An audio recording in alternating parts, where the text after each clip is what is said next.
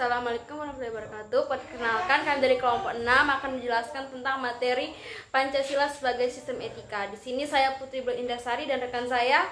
Perkenalkan, nama saya Indi Salsabila. Perkenalkan, nama saya Monita Tridevi Junensi. Perkenalkan, nama saya Agustina Retno Kusuma Panggabea. Perkenalkan, nama saya Teddy Sabto. Yang pertama, konsep Pancasila sebagai sistem etika.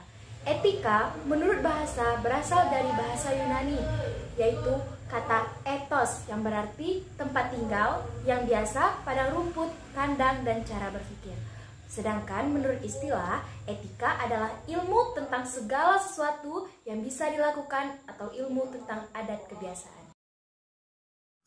Selanjutnya ada urgensi Pancasila sebagai sistem etika. Yang pertama, banyaknya kasus korupsi. Yang kedua, masih terjadinya aksi terorisme. Yang ketiga, masih terjadinya pelanggaran hak asasi manusia atau HAM. Yang keempat, kesenjangan antara kelompok masyarakat. Yang kelima, ketidakadilan hukum yang masih mewarnai proses peradilan. Yang keenam, banyaknya orang kaya yang tidak bersedia membayar pajak dengan benar. Seperti kasus penggelapan pajak oleh oknum yang tidak bertanggung jawab. Alasan diperlukannya Pancasila sebagai sistem etika itu ada 4.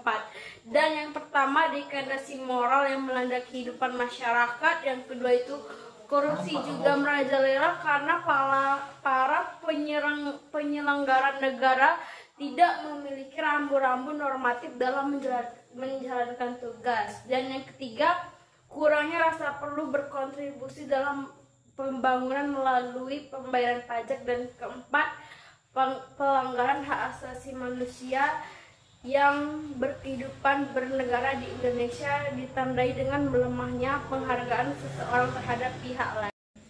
Sumber historis, sosiologis, politis tentang Pancasila sebagai sistem etika. Yang pertama, sumber historis. Pada zaman Orde Lama, Pancasila sebagai sistem etika masih berbentuk nilai-nilai Pancasila belum ditegaskan di dalam sistem etika. Tetapi nilai-nilai moral telah terdapat pandangan hidup masyarakat. Yang kedua, sumber sosiologis. Sumber sosiologis Pancasila sebagai sistem etika dapat ditemukan dalam kehidupan masyarakat berbagai etnik di Indonesia.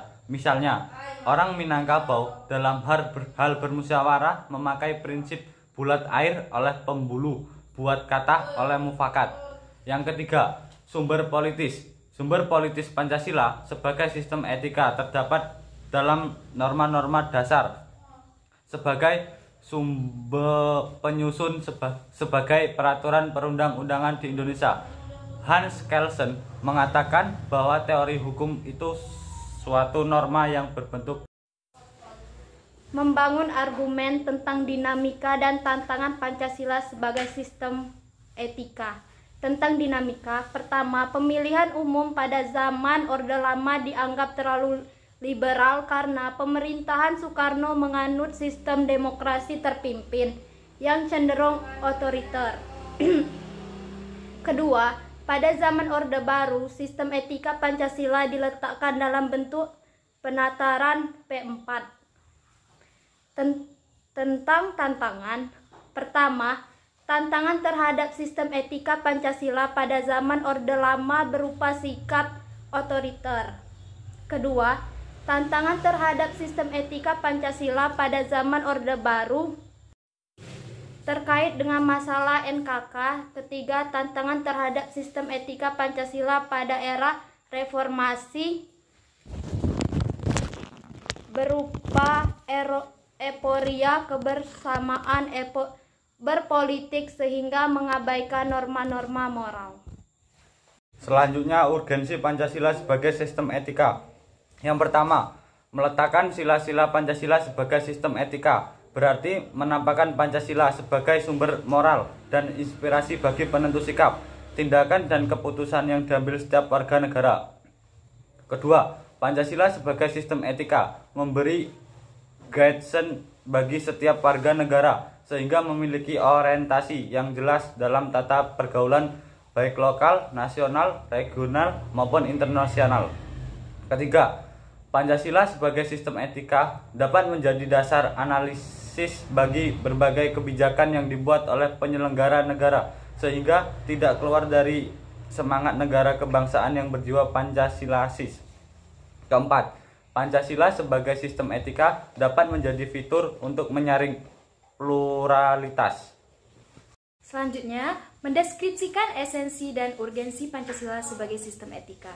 Esensi Pancasila sebagai sistem etika, yaitu hakikat Pancasila sebagai sistem etika terletak pada hal-hal yang pertama, hakikat sila ketuhanan, terletak pada keyakinan bangsa Indonesia bahwa Tuhan sebagai penjamin prinsip-prinsip moral.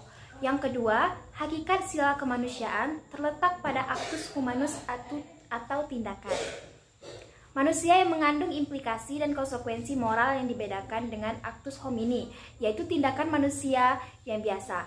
Ketiga, hakikat sila persatuan terletak pada kesediaan atau irama sebagai warga bangsa yang mementingkan masalah bangsa di atas kepentingan individu atau kelompok.